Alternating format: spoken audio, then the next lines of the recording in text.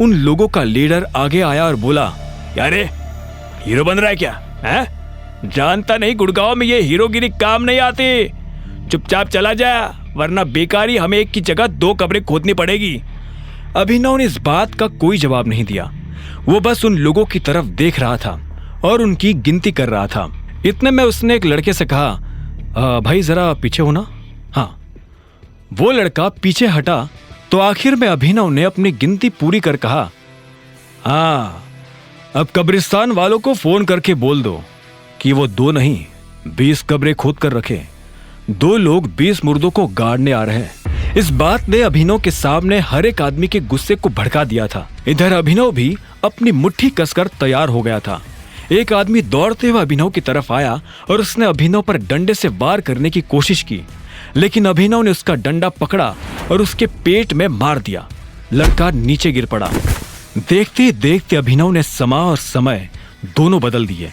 वो लड़का जॉनी, जो अभी तक उन लोगों से मार खा रहा था और जिसे लग रहा था कि अब उसके जिंदा बचने की कोई संभावना नहीं है, वो खुद अभिनव का ये रूप देख हैरान हो गया था।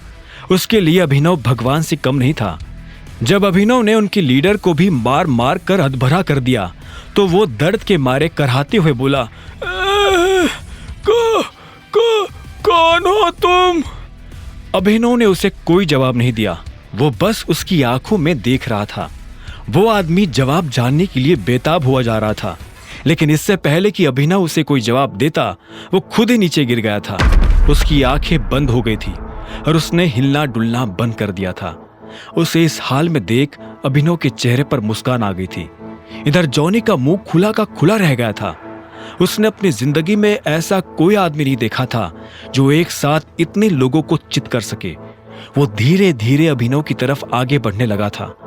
अभिनव ने देखा कि उसके होंठ के पास से खून आ रहा था।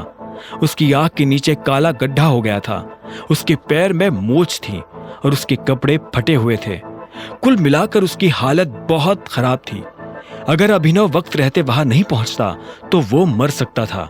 उस लड़के ने अभिनव के पास आकर पूछा, कौन हो तुम और तुमने हमारी जान क्यों बचाई? जॉनी इस सवाल का जवाब जानने के लिए बेताब था। उसके दोस्त वही सड़क पर बेहोशी की हालत में पड़े थे। अभिनव ने उसे एक सेकंड के लिए देखा और बोला, मैं कौन हूं ये मैं तुम्हें बता दूंगा, लेकिन तुम्हें वादा करना पड़ेगा कि तुम ये किसी को नहीं बताओगे कि मैं कौन हूं। जॉनी ने अभिनव की शर्त पर बिना सोचे हाँ में सिर हिला दिया। अभिनव ने उसकी जान बचाई थी। वो अभिनव के लिए अपने दिल में इतना छोटा सा राज तो रख ही सकता था। अभिनव उसके पास आया और उसे अपना कान पास लाने का इशारा किया। जॉनी अब अपना कान पास लेकर आया।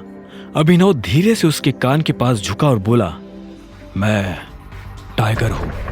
और इतना कहकर वो 2 कदम पीछे हो गया। जॉनी ने जब ये बात सुनी तो उसकी आंखें फटी की फटी रह गई थी। वो बिना पलक झपकाए अभिनव को देख रहा था। कुछ देर के बाद अभिनव हरदेव पाल सिंह के घर आ गया था। इतने सारे लोगों को मारने के बाद अभिनव के हाथ पैरों में बहुत दर्द हो रहा था। उसने गाड़ी पार्क की और एक गहरी सांस लेकर अंदर जाने लगा। वो बहुत धीरे धीरे और ध्यान से अंदर जा रहा था। मुझे तो समझ नहीं आ रहा कि अब हमें करना क्या चाहिए। मेरे हिसाब से हमें गौरव से कहना चाहिए कि वो अकरम से इस बारे में बात करे। अब तो वही हमारी मदद कर सकते हैं, राजीव ने कहा। जब अभिनव अंदर आ रहा था तब राजीव, शर्मिला और परिवार के बाकी लोग किसी गंभीर विषय पर चर्चा कर रहे थे। वो सभी काफी चिंता में नजर आ रहे थे। जब तक हमें किंग कॉर्पोरेशन का सपोर्ट नहीं मिलेगा तब तक हमारा काम नहीं हो पाएगा। मुझे लगता है हमें फॉक्स ग्रीन होल्डिंग से सपोर्ट लेना चाहिए।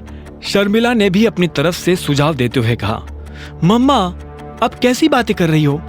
ये दोनों कंपनी टाइगर चलाता है और हम जैसे लोग टाइगर से सीधा जाकर नहीं मिल सकते हैं। आज तक जब उसे किसी ने देखा ही नहीं तो हम कैसे उससे मिल पाएंगे? अनन्या ने कहा। यह सुनकर शर्मिला बोली, शायद चिराग इस काम में हमारी मदद कर सकता है। मैं काम करती हूँ, तुम्हारी और चिराग की शादी फिक्स करवा देती हूँ। वैसे भी इस अभिनव ने हमें दिया क्या है? ठीक इसी वक्त अभिनव घर के अंदर दाखिल हो गया। उसे पूरी बात तो समझ नहीं आ रही थी, लेकिन जितना उसने सुना उसे सुनकर उसे लगा कि अनन्या की कंपनी किसी बड़ी मुसीबत में फंसी हुई थी। हेलो, नमस्ते, अभिनव ने अपने चेहरे पर मुस्कान लाते हुए कहा। वो भले ही कितना भी थका हुआ था, लेकिन वो इन लोगों को पता नहीं चलने देना चाहता था कि वो क्या करके आया है। जैसे ही अभिनव ने चहकते हुए नमस्ते किया तो शर्मिला, अनन्या और राजीव उसे देखने लगे। उनकी आंखों में एक अजीब सा गुस्सा था। अभिनव उनकी आंखें देख हैरान हो गया। अभिनव को यह तो नहीं लग रहा था कि वो लोग मुस्कुराते हुए उसका स्वागत करेंगे, लेकिन आज जिस तरह का गुस्सा उनकी आंखों में नजर आ रहा था, उसे देखकर अभिनव को कुछ अजीब लग रहा था। आगे की कहानी जानने के लिए देखें अगला एपिसोड सिर्फ पॉकेट एफएम के यूट्यूब चैनल पर, और द रिटर्न ऑफ टाइगर के सारे एपिसोड्स को सुनने के लिए डिस्क्रिप्शन में दी लिंक से डाउनलोड करें पॉकेट एफएम ऐप।